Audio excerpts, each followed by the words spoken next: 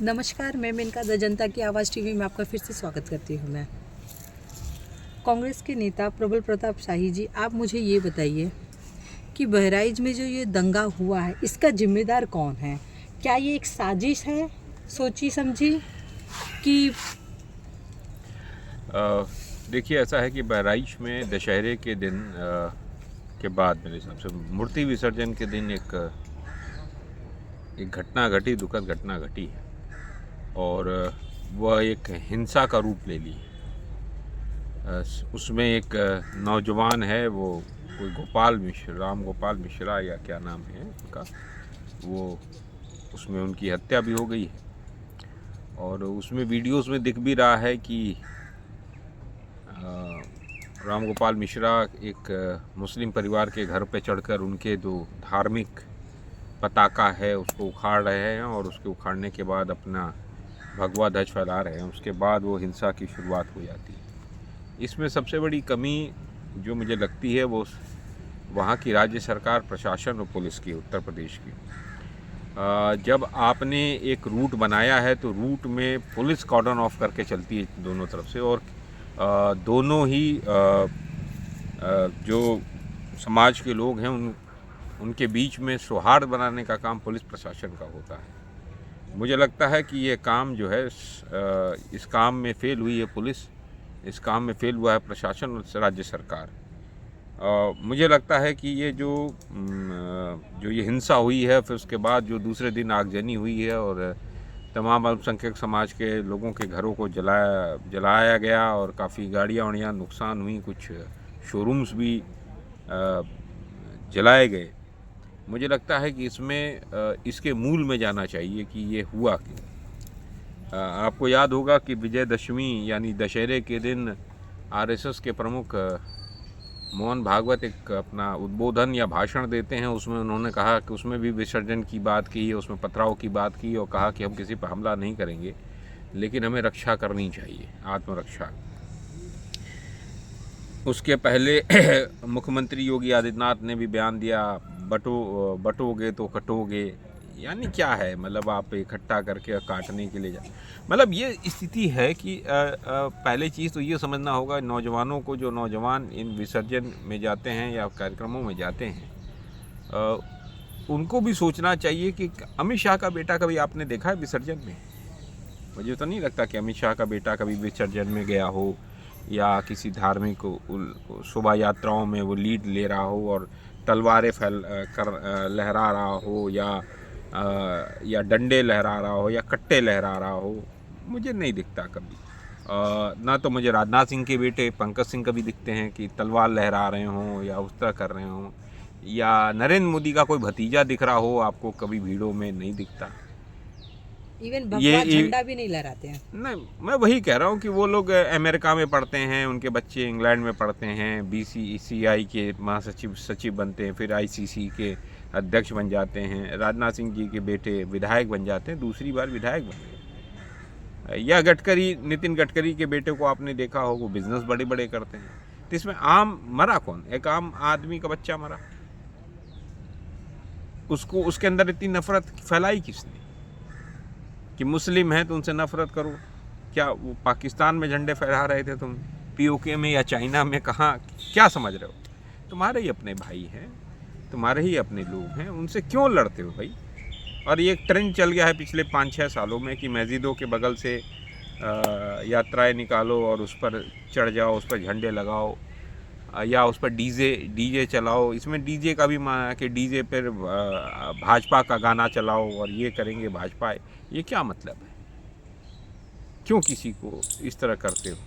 और दोनों तरफ है, मतलब ऐसा नहीं है कि हिंदुओं की तरफ, मुसलमानों में भी मैंने देखा मुहर्रम के जुलूसों में भी तलवारें लहरा रहे हैं, ये कर रहे हैं। और कभी आपने असुद्दीन ओवैसी के बेटे को देखा है आपने, या बुखारी के बेटे को देखा है, मौलाना बुखारी के, या कोई भी बड़ा लीडर हो, क्या उनके बच्चे को देखा है? इतने बड़े नहीं जाते वो लोग। अब वो अपने बच्चों को इंग्लैंड, अमेरिका या बड़े बड़े MBA इंस्टीट्यूट्स में पढ़ाते हैं और आपके बच्चे इस तरह के प्रोटेस्ट में जाकर, इस तरह के प्रोटेस्ट में जाकर, प्रोटेस्ट कर रहा हूँ, ऐसी जगहों पे जाकर आपसी हिंसा क्यों फैलाते हैं?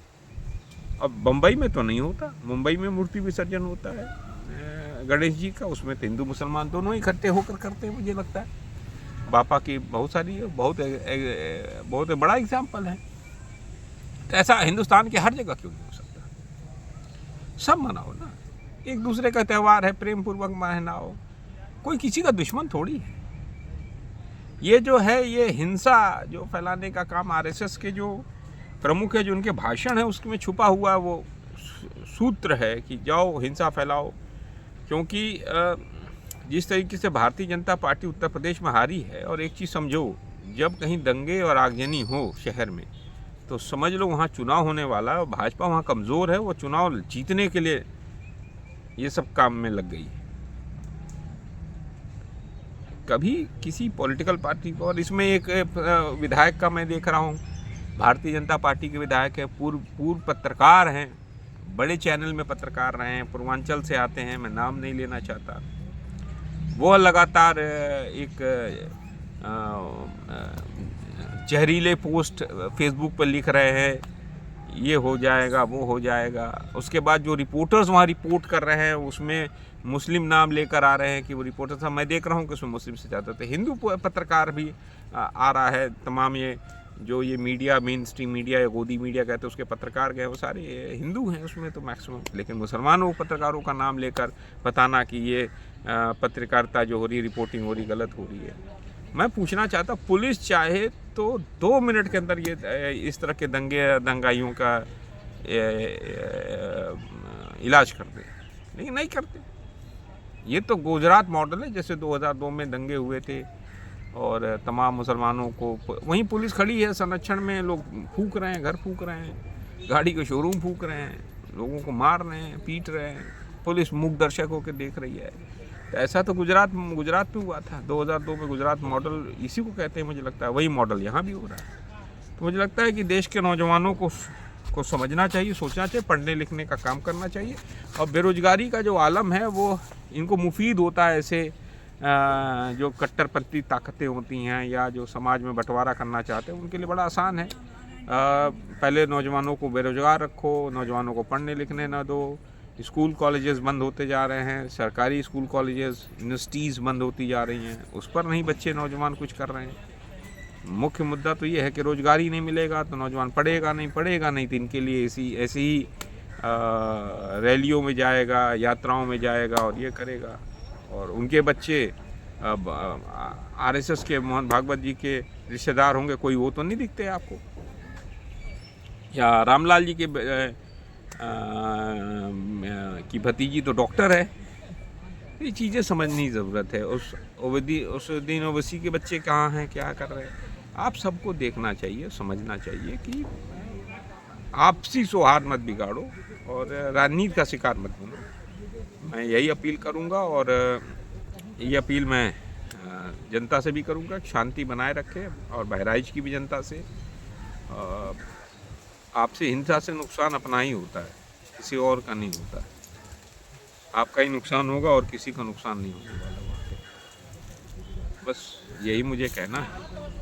और आरएसएस के प्रमुख मोहन भागवत से कहना चाहता हूँ कि कृपया करके नफ़रत फैलाना बंद करो भाई। आप बहुत ज़्यादा नफ़रत फैलाते हो। देश में हिंसा का दौर पूरा करके बस अपनी राजनीतिक महत्वाकांक्षा पूरी करना, और एक उपचुनाव 10 उपचुनाव जीत जाओगे, लेकिन जिसका बच्चा चला गया वो आएगा क्या? पूछने तो नहीं जाओगे ना इसके बाद उनके घर में। अभी तो तुम्हारी ज़रूरत है तो तुम घर चले जाओगे, लेकिन आज से 1 साल बाद, 6 साल बाद उनके परिवार से तो मिलने भी नहीं जाओगे। ये सब चीज़ें सोचनी चाहिए, समझनी चाहिए नौजवानों को, खासकर आज के इनका टूल नहीं बने, इनका हथियार ना बने, और आपसी प्रेम मोहब्बत से रहें। अपने इतिहास को देखें। 1857 की क्रांति अंग्रेज़ों के खिलाफ हुई तो हिंदू मुसलमान इकट्ठे होकर लड़े थे। बहादुर शाह जफर उसके नेता माना था सबने राजा को, और उसके नेतृत्व में नाना फडणवीस और लक्ष्मी झांसी की रानी, ये लोग लड़े थे अंग्रेज़ों के खिलाफ। शिवाजी की सेना में देखो, सेनापति वहाँ पर मुसलमान थे, महाराणा प्रताप के सेनापति मुसलमान थे, वहीं अकबर के सेनापति जो हिंदू थे, राजपूत राजा मान सिंह थे। तो लड़ाई होती रहती है, लेकिन सब एक दूसरे के साथ मिलकर ही रहना चाहिए। लड़ाइयाँ नहीं करनी चाहिए, मुझे लगता है। हिंसा नहीं, प्यार मोहब्बत से रहो। प्यार मोहब्बत से बहुत, देश में लड़ाई लड़नी है तो गुर्बत से लड़ो, गरीबी से लड़ो, अशिक्षा से लड़ो, स्वास्थ्य सुविधाएं कम हैं उस पर प्रोटेस्ट निकालो, मार्च निकालो। महंगाई के खिलाफ मार्च में क्यों नहीं नौजवान जा रहे? शिक्षा नहीं मिल रही उसके लिए मांगो ना, शिक्षा, रोजगार, स्वास्थ्य सुविधाएं। बहराइच में कितनी स्वास्थ्य सुविधाओं की कमी है, कितने शिक्षण संस्थान है, उसकी मांग के लिए नौजवान क्यों नहीं इकट्ठे होते? उसके लिए होना चाहिए। धन्यवाद। इसी तरह का वीडियो आप और देखना चाहते हैं तो प्लीज़ मेरे चैनल को लाइक करिए, शेयर करिए और अब कमेंट करिए। और आप ये वीडियो कहाँ से देख रहे हो प्लीज़ ये भी कमेंट करिए।